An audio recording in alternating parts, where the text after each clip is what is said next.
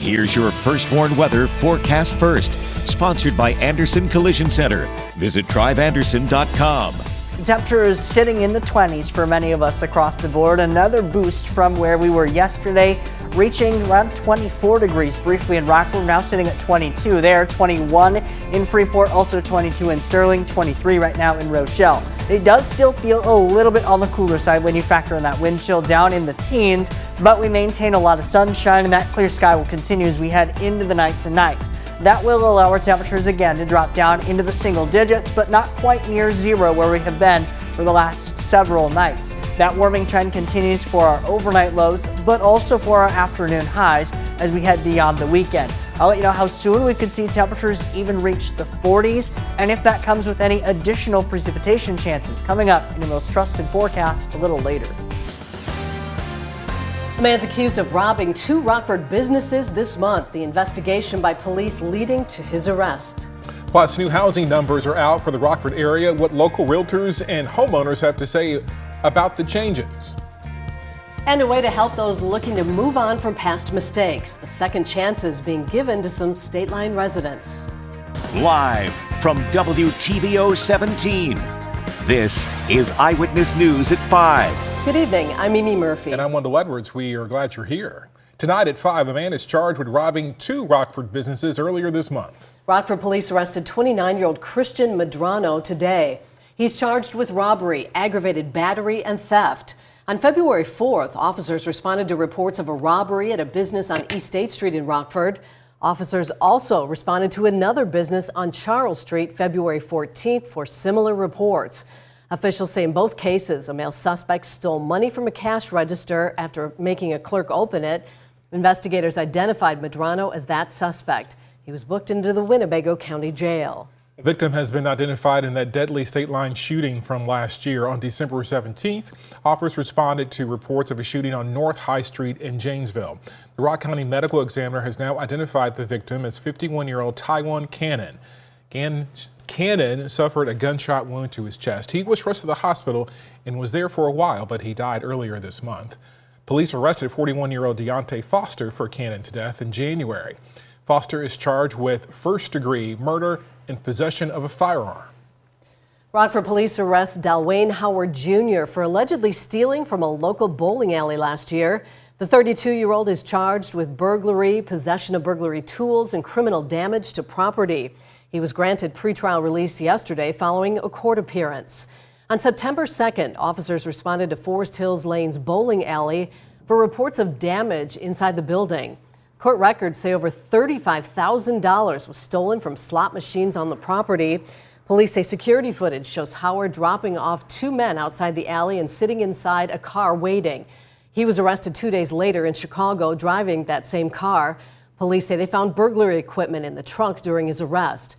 Investigators have also charged Aaron Billingsley and Radim Lee in relation to the case. Both of those men are not in custody.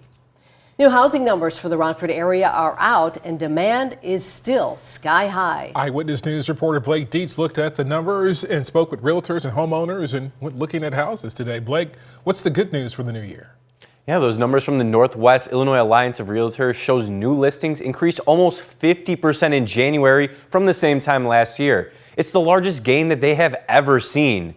Now, that supply increase could help slow home price growth, but for now, like I said, the market is still hot. Cesar Meza rents multiple properties throughout the Rockford area, and he tells me that he can't keep up with demand for more housing. The problem that we're running into is that the demand also comes with a lot of people that are getting priced out of Rockford, and they've run into challenges where they've had to move from where they're living because the rents were too high, or people are deciding to sell the rentals because they're at a high price right now. So they're trying to scramble to find a new place to live. I'll have more on the state of the Rockford area housing market for 2025 in the full story coming up at 6. Mimi. We'll look forward to that. Thanks, Blake. A public event in the 4 cities featuring local vendors, all to help visitors improve their homes. So today marks the start of the 44th annual Rockford Home Show. It's being held at the Indoor Sports Center in Loves Park. The goal is to help people with any and everything for their spring home projects. More than 200 area vendors are in attendance. There's also a wildlife exhibit from Hoo Haven at the show. One organizer says the annual show is a sign of the coming spring season. It's always kind of the first sign of spring when the home show comes around, so everyone's excited. We have some flowers, get you in the mood. We have the Grow Home exhibit here, which is a houseplant exhibit, and they're kind of in all different kinds of furniture, so it's really exciting and cool to see. The home show runs from today through Sunday. The 5th annual Second Chances Summit was held at the Nordloff Center today. The outreach event provides an opportunity for people to remove criminal offenses from their records. Those who qualified to have offenses expunged or sealed met one-on-one with an attorney. Lawyers help prepare a petition for judicial relief completely free of charge. One participant of the program says those who qualify should take a chance on it, even if they're doubtful. Everything's worth a try. Everything is worth a try. If it can help you in the long run, why not try it? The worst that they could say is some of your stuff can't come off your record. But there's other stuff that can, and it still can help in the employment or background history or whatever you may need it for. Today's event was sponsored by Prairie State Legal Services and State Senator Steve Stottlemyre.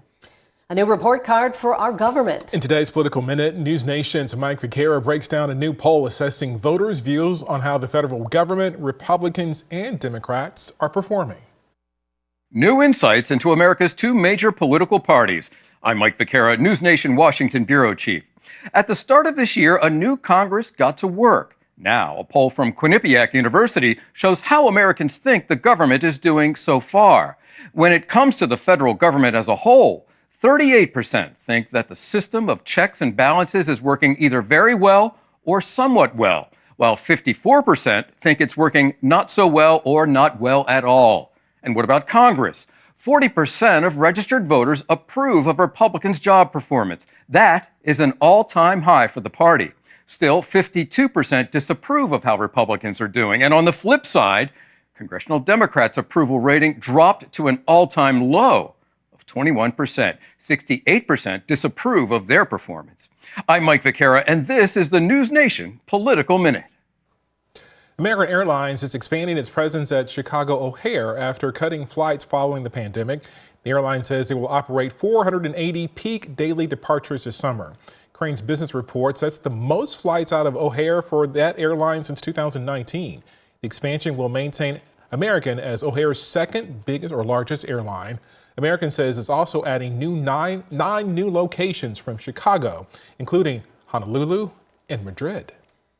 Reaction from lawmakers regarding the president's proposed tariffs. When we return, Democratic governors give their thoughts on what they think it would mean for the economy if those tariffs go into effect.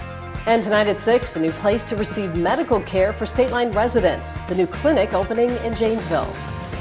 And our temperatures started at 0 degrees this morning, but we since warmed into the 20s, even boosted from where we were yesterday. That trend continues as we head beyond the weekend. I'll let you know where our temperatures could be next week and if that comes with any additional precipitation chances coming up in just a few minutes. You're watching Eyewitness News, your home team, with Mimi Murphy, Wendell Edwards, Scott Leber, and meteorologist Jordan Wolf. Several governors across the country are raising concerns over the Trump administration's proposed tariffs, warning of potential economic fallout for their states. Rashad Hudson is in Washington, D.C. with a full report. Industries from agriculture to manufacturing could be hit hard by proposed tariffs by the Trump administration. I think for governors, we will see it in our tax bases and what it means for jobs in our state. With Oregon being on the West Coast, Governor Tina Kotek says it is a trade-dependent state. Kotek is just one of several Democratic governors urging the administration to reconsider. I'm hoping for a rational approach. I do think that tariffs will impact us. Hawaii Governor Josh Green worries the plan could drive up housing costs. So a lot of the political pressure the current administration is using on historic allies like Canada could make it very difficult for those of us who want to build houses for our workforce. While Democratic governors are criticizing the tariff plan, President Trump is trying to rally support from Republican governors. To protect American auto workers, who, by the way, they're going to be one of the biggest beneficiaries of what we're doing with tariffs. The president says reciprocal tariffs are necessary to protect American businesses from unfair foreign competition. It really works out much better. Nobody can even fight it. Whatever they charge us, we charge them. So if they're at 25%, we are 25%. The earliest the new tariffs will take effect is April. Reporting in Washington, Rashad Hudson.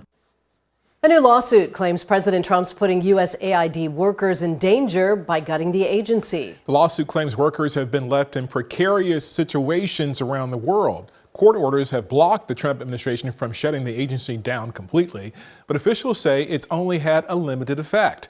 The agency's deputy administrator says he's asking a judge to let him move forward with the plan to pull almost all workers off the job worldwide. The administration says it will take all required care of staffers. Temperatures continue to steadily climb in the Rockford area after this week's bitter cold. I mean, bitter.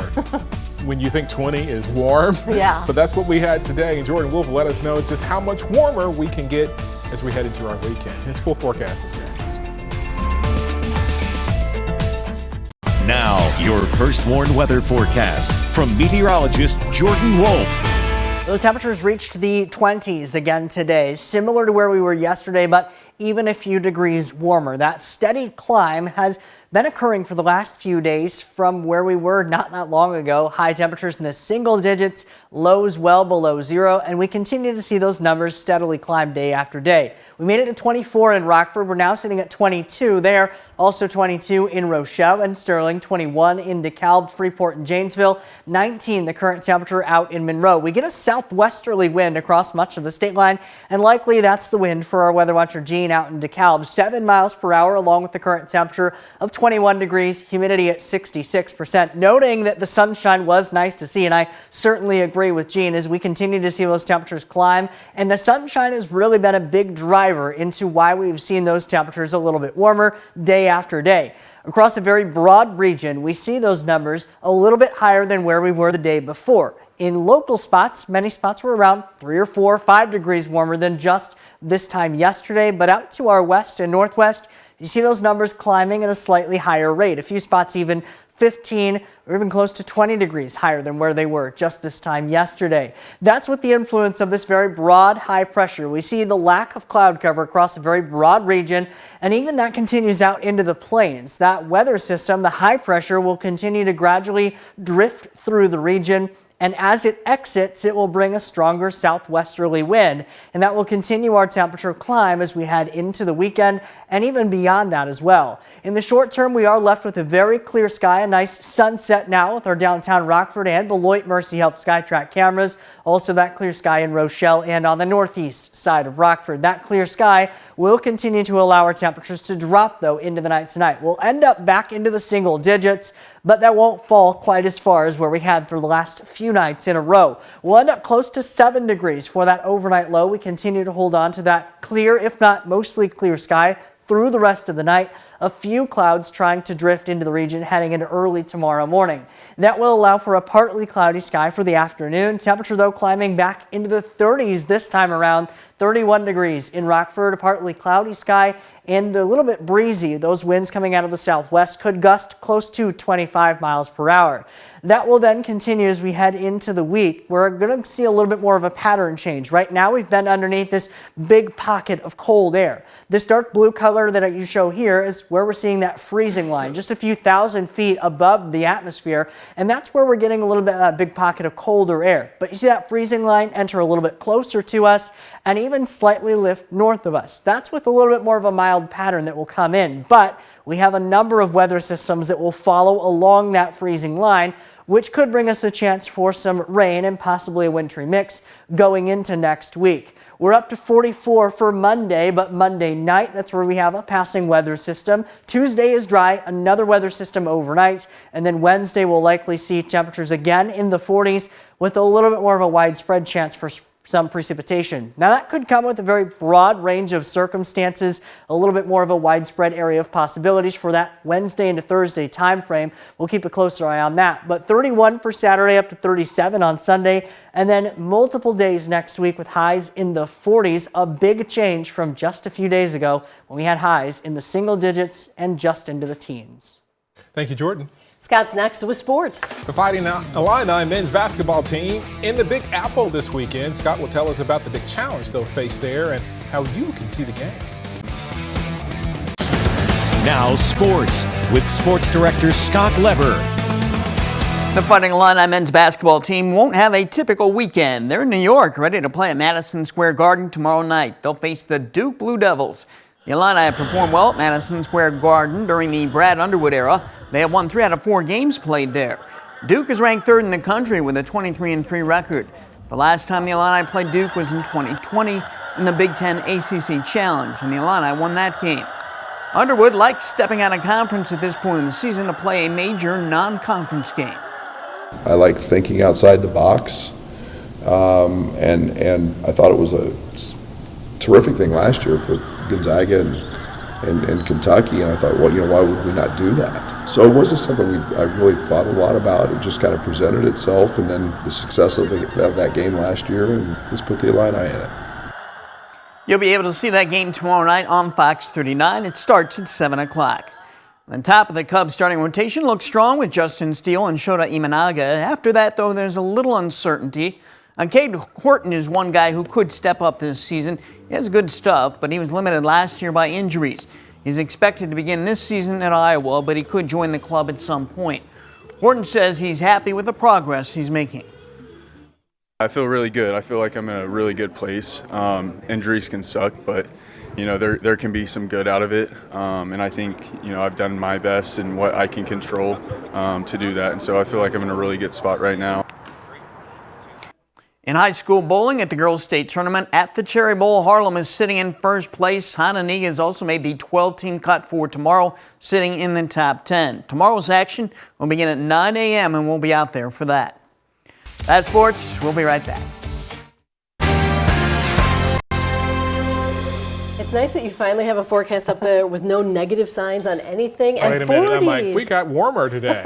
No negatives, and we've only got 1 single digit. So that's tonight. Okay. But after Progress. that, things are going up. We're still seeing the numbers climb. We'll be in the 20s today. We're going to be in the 30s tomorrow. And then we even have a few days that'll be in the 40s next week. Summer. Nice. It'll certainly feel like that compared to where we've been as of late. But in the short term, we still have a little bit more of a clear sky. So we will drop back to the single digits overnight tonight. The First Horn interactive radar from Rockford Glass and More showing off that clear sky. But notice that 7-day forecast. No negatives, no single digits. We do have one more overnight low in the teens after tonight. That's tomorrow night, 18 degrees, but afternoon highs to the 30s on Sunday and Saturday. And then Monday, in the 40s. Thank you, Jordan. And thanks for joining us. We'll see you at 6.